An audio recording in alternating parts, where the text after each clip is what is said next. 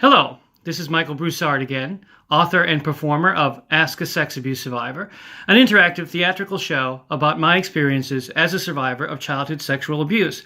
Today, I'd like to talk about another coping mechanism that I use. Please note, this is not medical advice. I am not a medical professional. I am simply sharing my own personal experience. Now, a lot of us have these inner voices. I certainly have this inner voice, this negative inner voice that at times puts me down, tells me I'm small, tells me I'm a failure, tells me I'm useless, tells me all the reasons that I should not believe in myself. And this inner voice sounds to me like it's my own. It's me confirming to myself that I'm a failure, that I'm useless, that I'm weak.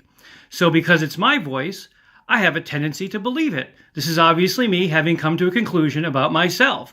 Obviously, I'm the best judge of myself, right? So if I think I'm a failure, I'm a failure. Well, it's not quite that clear cut for me because I've discovered that the inner voice that I thought for many years was my own does not actually belong to me. This started with an exercise that I did a few years back. There's a book called A Soprano on Her Head by Eloise Ristad, and it's a book to help performing artists like myself with anxiety and stress, but it's also, I think, helpful to anyone who experiences anxiety and stress in life.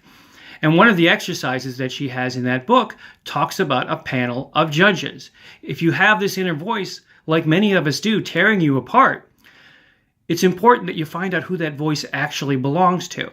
And what she suggests is you should close your eyes and now picture a panel of judges.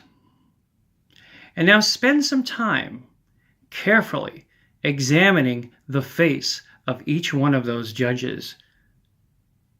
Find out who it is who's actually judging you. Try to relate them to the words that you hear in your head, the negative phrasing that you hear in your head. Whose voice does that belong to? Whose face does that belong to? And I found, as I examined this panel of judges, I discovered that they had the faces of my abuser, my mother, people I've worked for, bullies in school, coaches, teachers, anyone who ever put me down and made me feel bad about myself for one reason or another. These judges were the ones who were actually in there telling me that I was useless, that I was a failure. It wasn't me. It was these people who had abused me, who were still taking up space in my head and were still hanging on and were still telling me that I was useless and making my life difficult. Now, once you've pictured the panel of judges, the next thing you need to do, close your eyes, look at those judges, and start to mess with them. Make their heads really, really big so they fall over, they can't stand up straight. Give them real high, squeaky voices so they sound ridiculous. Make them as ludicrous as they are, because they are ludicrous. They are not telling you the truth. These are the people who abused you, who are trying to keep you under their thumb. Make them ridiculous, make them small, drop kick them if you have to. And eventually, I came to realize that this inner voice, my own inner voice, was getting much stronger and much more positive because it was kicking out those people, knocking back those people, the real negative voices. My own inner voice was not a negative one. I'd allowed them to speak in my voice for years. Now, this isn't something that I did once and it helps, and then I don't have to ever do it again. I didn't do the exercise once and all of a sudden I'm fine.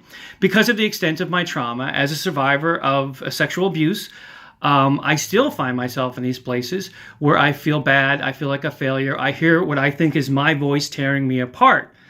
And I have to, when I can, have the presence of mind to remember that exercise, to close my eyes, to picture those judges again, to realize it's not me, and to say to them, you know what?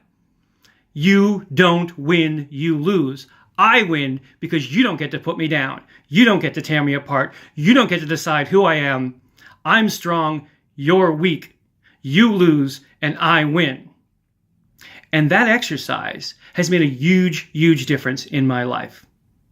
Thank you again for listening, and I'll talk to you again soon.